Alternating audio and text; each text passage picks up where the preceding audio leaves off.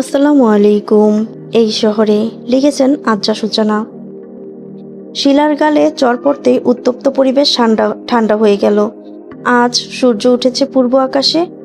শীতের মাঝে হালকা উষ্ণতা যেন স্বস্তির ছোঁয়া। কিন্তু সেই স্বস্তি কি সবার ভাগ্যে সয়? পুরো ঘর এলোমেলো করেছে শিরিনের বড় চাচা, চাচি আর তাদের সন্তান শাফিন ও শিলা। সেদিনের অপমানের প্রতিশোধ স্বরূপ হিংস্র হয়ে উঠেছে তারা। মানুষ জানে অন্যের বেলায় আনা আধুলি, নিজের বেলায় 16 আনা। তবে নিজের মধ্যকার রাগ আর দমিয়ে রাখতে পারেনি শিরিন। মায়ের সাথে হওয়া অবিচার দেখে চরম সাহস দেখিয়ে চড় দিয়েছে শিলার ডান গালে। আক্রোশে ফুঁসে চেঁচিয়ে বলল, পুলিশ ডাকবো আমি। পেয়েছেন কি আপনারা? আমার বাবা নেই বলে যাতা করবেন আর আমরা মাথা পেতে নেব? আমি পুলিশে জিডি করে এসেছি আসার সময়। আমার আর আমার মায়ের গায়ে যদি আঁচড়ও পড়ে, আপনাদের পুরো পরিবার জেলে যাবে। শোভা বেগম ঘরের এক কোণে বসে কেঁদে চলেছেন। বাড়ির আশেপাশে মানুষ জড়ো হয়েছে। কি হয়েছে জানতে তারা ব্যাপক আগ্রহী। শিরিন তাদের সামনে দাঁড়িয়ে বলল, দেখুন, আপনারা এই চারজন আমার চাচি, চাচা আর চাচাতো ভাই বোন আমাদের প্রতিনিয়ত অপদস্থ করে যাচ্ছে। কারণ কি জানেন? তারা লুবি। আমার বাবা আমার নামে এই ছোট ঘরটি আর কিছু টাকা রেখে গেছেন। এই লুবি জানোয়ারদের এই টাকা আর ঘরের প্রতি লোভ। আজ আমি আপনাদের সাক্ষী রাখলাম। আমার মা ও আমার যদি কখনো ক্ষতি হয়ে যায়, তার সমস্ত দায়ভার তাদের। আপনাদের মধ্যে যদি মনুষ্যত্ব থাকে, এদের পুলিশের হাতে তুলে দিবেন। তাদের প্রতি আমার কোনো রহম নেই। তারা আমার আর আমার মায়ের জীবন যেমন নরক বানিয়েছে, তেমন নরকে তারাও পড়ুক। শিরিন হাঁপিয়ে উঠে কথাগুলো বলে। শরীরের দুর্বলতা নয়, এটি মনের দুর্বলতা, যা তাকে ভেঙে চুরমার করে দিচ্ছে। মায়ের প্রতিটি অশ্রুদানা অ্যাসিডের সিটের মতো লাগছে। আশেপাশের মানুষের হয়তো মা মেয়ের প্রতি মায়া হলো। তারাও চেঁচাতে লাগলেন। কেউ কেউ এগিয়ে এসে বললেন, বাড়ি থেকে বের হও, নয়তো আমরাও পুলিশ ডাকবো। এসব শিরিনের বাবার সৎকর্ম ও সাহায্যের ফল। তিনি চলে যাওয়ার পর কিছু মানুষ মনে রেখেছেন তাকে। সেই সুবাদেই সহানুভূতি দেখাচ্ছেন রেখে যাওয়া শোভা বেগম ও শিরিনের প্রতি। কয়েকজন মহিলা ঘরে প্রবেশ করলেন বেশ অধিকার বোধ নিয়ে। বলাবলি করতে লাগলেন, ফজলু ভাই ভালো মানুষ ছিলেন, আমাদের কত সাহায্য করেছেন। শিরিন মেয়েটাও আমাদের চোখের সামনেই বড় হয়েছে। এদের সাথে অন্যায় তো মেনে নেওয়া যায় না। বলতে বলতেই ঘরের এলোমেলো ঘর নিজ হাতেই ঠিক করতে লাগলেন। হট্টগোল শেষে তোপের মুখে পড়ে শিরিনের চাচা চাচি সেখান থেকে প্রস্থান করেছেন। আশেপাশে অনেকেই সান্ত্বনা বাক্য ছুড়ে যার যার বাড়ি ফিরে গেল। শিরিনের সামনে ভাঙা ড্রেসিং টেবিলের আয়না, সেখানে মুখখানা ও দেহাবয়ব ফুটে উঠেছে। মাথার ভেতরে থাকা মস্তিষ্কের ওজন বেড়ে গিয়েছে মনে হলো। নিজেকে লাগলো জমিনের উপর দাঁড়িয়ে থাকা এক ওজনদায়ক বস্তুই তো। তার মাঝে এখন কোনো অনুভূতি কাজ করছে না। অনুভূতিহীন সবকিছুই তো জড়বস্তু। তবে সে নয় কেন? শিরিন নিজের ভারী কদমে গিয়ে মায়ের সামনে হাঁটু মুড়িয়ে বসে আচমকা প্রশ্ন করে, তোমার কাছে আমি বোঝা? শোভা বেগম হু হু করে কেঁদে ওঠেন। শিরিন মুখ ফিরিয়ে নেয়। কান্না তার সহ্য হয় না, একেবারেই না। সে দেখতে চায় না। শোভা বেগম বললেন, পৃথিবীর নিয়ম না হলে তোকে সারা জীবন আমার কাছেই রাখতাম। তুই আমার কাছে বোঝা না, আমার সঙ্গী। তাহলে এত কিসের চিন্তা? বানিয়ে রাখো সঙ্গী। নিজের ভেজা চোখ নিজেই মুছলেন শোভা বেগম। জানে মেয়ের সামনে কাঁদা বারণ। তিনি বললেন, আর তোর সঙ্গী? আমার পর তোর একাকিত্বের সঙ্গী কে হবে? আমি তখন স্বার্থপর মা হয়ে যাব। নিজের একাকিত্ব কাটানোর জন্য মেয়েকে নিজের কাছে রেখেছি।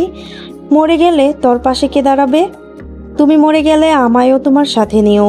এরূপ কথায় শোভা বেগমের বুক কেঁপে ওঠে। কি ভয়ানক কথা! সে কল্পনাতেও ভাবতে পারেন না মেয়ের মৃত্যুর কথা। তিনি মিথ্যে রাগ দেখিয়ে বললেন, চর দিব এসব কথা বললে? তুই 1000 বছর বেঁচে থাক। পাথরের ন্যায় হয়ে গেছে শিরিন। প্রশ্ন উত্তর এবং সে সবটাই নির্জীব। শোভা বেগমের কথার জবাবে নির্লিপ্ত ভঙ্গিতে বলল, কাকে নিয়ে বাঁচবো? কে আছে আমার? তোর জীবনে অবশ্যই কেউ আসবে। আমি তোর একটা কুল করে দিয়েই যাব। তাহলে তুমি কি করে বাঁচবে? আমার সময় বাকি আর কতটুকু? শিরিন এবার বাঁকা হয়ে বসলো। মায়ের কোলে মাথা রাখলো। এই স্থানে ভিন্ন কিছু আছে। এই যে তার মাঝে পাথর খণ্ডের ন্যায় হৃদয়টা, সেটি গলে মম হবে মমতার পরশেই। সে কাঁদতে চেয়েও আটকে আছে। গলার মাঝে দলা পাকিয়ে আছে কান্না। যদি অশ্রু হয়ে গড়িয়ে না পড়ে, তাহলে হয়তো মারাই যাবে দম আটকে। শোভা বেগম শিরিনের চুলে বিলি কাটতে শুরু করেছেন। কিছু মুহূর্ত পর প্রশ্ন করলেন, তুই কি সত্যিই জিডি করেছিস? শিরিন অবসন্নতায় চোখ বুজলো, মিহিসরে জবাব দিল, করিনি, ভয় দেখিয়েছি। তবে করে রাখবো, আমি এদের বিশ্বাস করি না। তোকে দেখে অবাক হচ্ছি, আগে কখনো এই রূপ দেখিনি তোর। আমি নিজেও অবাক হচ্ছি। মাঝে মধ্যে রূঢ় হতে হয়, মেয়েকে সাহস দিয়ে বললেন শোভা বেগম। এই পৃথিবীর শক্তের ভক্ত নরমের জম। দুর্বলতা পেলে পিষে মারতে একদম একদণ্ড ভাবে না, কচলে দিয়ে যায়। এভাবেই কেটে যাচ্ছে মা মেয়ের একান্ত সময়। শিরিন তার নীরবতা কাটিয়ে প্রশ্ন করল, সব সমস্যার সহজ সমাধান হয় না কেন মা? 1990 ক্যাফের খয়েরি টিটেন ক্লাস বে বৃষ্টির ফোঁটার দাগ কেটে যাচ্ছে। জানুয়ারিতে সচরাচর বৃষ্টি হয় না। শীতকালে বৃষ্টি এক প্রত্যাশিত কাণ্ড, কিন্তু আজকাল আবহাওয়া মৌসুম মানে না, নিজের মর্জি মোতাবেক চলে। এতে মানুষেরও দোষ নেই বললেও ভুল হবে। মানবজাতির কারণেই যত ঝুটঝামেলা। আবহাওয়ার পরিবর্তন সব আধুনিকতার কারণে।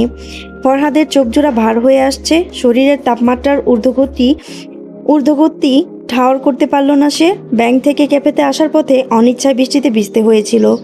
মন খারাপ আর অসুস্থতা তো বলে কয়ে আসে না, হুট করে এসে দরজায় কড়া নাড়ে। ঠিক এই সন্ধ্যার বৃষ্টির মতো ফরহাদের নিঃশ্বাস উষ্ণ, মাথা ঝিমঝিম করতে শুরু করলো। গালে হাত রেখে গান শুনছে সামির। বিড়বিড় করছে গানের তালে। আকাশে ঘনালে মেঘ, বাকি পথ হেঁটে এসে শেষ হয়েও পড়ে থাকি অবশেষে। নিবিয়ে দিয়েছি, ফুরিয়ে গিয়েছি, ডুবিয়েছি কত বেলা। প্রেমিক নাবিক জানে না সাগর, একা রাখা অবহেলা। তুমি যাও বলে যেও গো আমাকে, বাড়ি ফিরে এসো সন্ধে নামার আগে। ফরহাদ সামিরের দিকে তাকালো। অসুস্থতা যে তাকে গ্রাস করছে সেটি বুঝতে পেরে সামিরের দিকে হাত বাড়িয়ে বলল, সামলা, আমি বাড়ি যাচ্ছি। ফরহাদের কণ্ঠের ভিন্নতা টের পেয়ে রিমোট টিপে গান বন্ধ করলো সামির। সরাসরি তাকালো তার দিকে, চোখ জোড়া লাল টকটকে হয়ে গেছে, কেমন যেন রুগ্ন চেহারা। সামির চিন্তিত স্বরে প্রশ্ন করে, কি হয়েছে বন্ধু? জ্বর আসবে বোধ হয়, ভালো লাগছে না, বাড়ি যাব। শাহেদ স্যান্ডউইচ বানাচ্ছিল। ফরহাদের অসুস্থতার খবরে তার দিকে এগিয়ে এলো, বলল, জ্বর আসবে দেখি। ফরহাদের কপালের চুলগুলো সরিয়ে দেখলো শাহেদ। আসলেই গা গরম করছে। চোখের অবস্থা দেখে বোঝা গেল আসলেই জ্বর আসবে। শাহেদ বলল, সামির, ফরহাদের সাথে ওর ফ্ল্যাটে যা, আজ ওখানেই থাকবি। অসুস্থ অবস্থায় একা সব কি করে সামলাবে? ফরহাদের কাছে বিষয়টি উটকো ঝামেলা মনে হলো। কতদিন পেরিয়েছে অসুস্থতা, একাকী, নিজের সামলে নেওয়ার টেকনিক শিখে গেছে সে। এখন আর কাউকে প্রয়োজন হয় না। রাশবার সরে বলল, কোনো দরকার নেই, I will manage. No you can't. Samir তোর সাথে যাচ্ছে, আর যাওয়ার পথে মোড়ের হোটেল থেকে রাতের খাবার নিয়ে যাবি। বাইক এখানেই থাকুক। অত শত কথা শুনতে তেতো লাগছে ফরহাদের। এই মুহূর্তে মনে হলো যা ইচ্ছে করুক, যে ইচ্ছে আসুক, সে শুধু বাড়ি গিয়ে বিছানায় পিঠ ঠেকাবে, ব্যাস। বিতৃষ্ণা নিয়ে দরজার দিকে এগুলো ফরহাদ। সামিরও ছাতা নিয়ে তার পিছু পিছু আসছে। পলাশির পাশের কলোনিতেই থাকে ফরহাদ। ফ্ল্যাটে যেতে সময় লাগে 5 মিনিট। দরজা থেকে বেরিয়ে সামির নরম স্বরে প্রশ্ন করে, রিক্সা নেব বন্ধু? হেঁটে যেতে কষ্ট হবে না তো? ফরহাদ সামিরের দিকে বিরক্তির সহিত চাইল। ভালো সাজা হচ্ছে, মুখবন্দি অদ্ভুত করে বলল, তোর এত ভালোগিরি আমার ভালো লাগছে না, পারলে মাথায় তুলে নিয়ে যা। সামিরের মুখ কুঁচকে গেল, এজন্য ভালো কথাও বলতে নেই। ছাতা খুলে ফরহাদের মাথায় ধরে হাঁটতে লাগলো কলোনির দিকে। বিড়বিড় করে অসুস্থ ফরহাদকে গালমন্দ করছে। ভাতের হোটেল থেকে ভাত নেওয়ার সময়ও দিল না ফরহাদ। ধীরে ধীরে এগিয়ে গেল সামিরকে পেছনে রেখে। সামির কোনো রকম বিল মিটিয়ে তার পিছু নেয়। রেগে বলল, অধৈর্য কোথাকার। দোতলায় থাকে ফরহাদ। সিঁড়িঘর ভুতুরে ধরনের, তবে ফ্ল্যাট তেমন নয়। একজন থাকার জন্য যথেষ্ট জায়গা আছে, দুজনেরও জায়গা হবে, কিন্তু ফরহাদ চায় না কেউ থাকুক। রুমমেট থাকলে নাকি অন্যের সুবিধা অসুবিধা ধার ধারতে হয়, সে এসবে অনাগ্রহী। জ্বরের মাত্রা বেড়েছে। ফরহাদ ওয়াশরুমে গেল চোখে মুখে পানি দিতে। সামির ড্রয়ার গেটে দেখতে লাগলো থার্মোমিটার আছে নাকি। আগেও এখানে আসা হয়েছে তার, কোথায় কি থাকতে পারে মোটামুটি ধারণা আছে। বিছানার পাশে ড্রয়ারে থার্মোমিটার পেল। ফরহাদ মিনিট 5 পর ঢুলতে ঢুলতে বেরিয়ে ধপ করে বিছানায় শুয়ে পড়ে। মাথায় ডান হাতের আঙ্গুল চেপে অন্য হাতে ফোন করলো তার মাকে। ভিডিও কলে ছেলের চোখ মুখ দেখে সাথে সাথে ফাতেমা বেগম বললেন, কি হয়েছে তোর, শরীর খারাপ? মুখটা ছোট হয়ে আছে কেন? ফরহাদ ছোট করে জবাব দিল, জ্বর। ফোনের ওপাশে জ্বর শব্দটি পৌঁছে গেছে। পাশে বসে রেজিস্টার চেক করতে থাকা ফখরুল সাহেব ফোন নিজের হাতে নিয়ে বললেন, শুনেছি ঢাকায় অসময় বৃষ্টি হয়েছে, নিশ্চয়ই ভিজেছ। ফরহাদ ভ্রু উঁচু করে জানতে চায়, আপনি কিভাবে জানলেন বলুন তো? ছেলের জন্য সব দিকেই খেয়াল রাখেন ফখরুল সাহেব। খেয়াল রাখা এমন পর্যায়ে পৌঁছেছে যে ওয়েদার ফরকাস্ট দেখে ফাতেমা বেগমকে জানান, ঠান্ডা বেশি হলে শীতের কাপড় যেন ঠিকঠাক মতো পরে, বৃষ্টি হলে যেন না ভিজে, গরম পড়লে যেন পানি সাথে রাখে। ফখরুল সাহেব ভ্রুকুটি করে বললেন, সব খবর আমার কাছে থাকি, তুমি নিজের খেয়াল না রাখতে পারলে চলে এসো বাড়ি। আর পড়ালেখা করা লাগবে না, আর ব্যবসা বেচে দাও। আপনি ভালো আছেন? ছেলের শীতল কণ্ঠে হেন প্রশ্নয় ফখরুল সাহেবের রাগ ক্ষীণ হয়ে আসে। জবাব দিলেন, আছি ভালো, কিন্তু তুমি তো ভালো নেই। এই তো আপনাদের দেখলাম, ভালো হয়ে যাব। ফাতেমা বেগম ফোন কেড়ে নিলেন, বলতে লাগলেন, খাবার খেয়ে ওষুধ খা, যদি না খাস আমিও খাবো না বলে দিলাম, দ্রুত খেয়ে জানা। আচ্ছা মা, রাখি, খেয়াল রেখো। স্বামীর থার্মোমিটার টুপ করে মুখে পুরে দিল।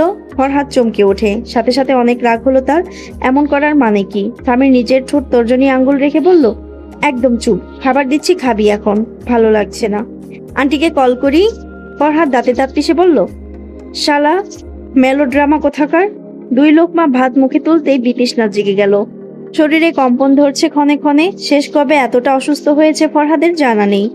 তখন হয়তো বাড়িতেই ছিল, মায়ের পাশে, আজ বন্ধু আছে। দিনক্ষণের হিসেব করতে করতেই কম্বল মুড়িয়ে কুঁজো হয়ে শুয়ে পড়ল ফরহাদ। চোখে অতিরিক্ত মাত্রায় জ্বলনি ধরেছে। জ্বরের ঘোরে ডুবে ক্ষণিকের জন্য মনে এলো শিরিনের কথা। ফরহাদ চোখ খুলে তাকাতেই চাইলো একবার, কিন্তু পারল না। পুরো ঘর আঁধারে ঢেকে। স্বামীর পাশে শুয়েছে তার। তার কথা এই মুহূর্তে কেন মনে এলো? না এলেই হয়তো বেঁচে যেত। জ্বরের মাঝে শুধু জ্বর থাকতো। শিরিনের কণ্ঠের প্রয়োজনীয়তা। তৃষ্ণা জেগে উঠলো কেন? ঘুমটা একটু দ্রুত এলে ভালো হতো না? সারাদিন বহুবার ফোন করা হয়েছে। যতবার ফোন করেছে ততবারই অন্য পাশ থেকে এক নারী বলে উঠেছে, এই মুহূর্তে আপনার কাঙ্ক্ষিত নাম্বারটিতে সংযোগ প্রদান করা সম্ভব হচ্ছে না। কি মুশকিল! তার কাঙ্ক্ষিত মানুষটিকে তো তার চাই, কিন্তু সে কোথায়? তার কোনো হদিশ নেই। বিড়বিড় করতে লাগলো ফরহাদ। শেষে এক আকুতি ভরা বাক্য আওড়ায়, সন্ধ্যা নামার আগে যদি একবার আপনার মুখ দর্শন পেতাম, তবে জ্বরটাও নীরবে সেরে যেত।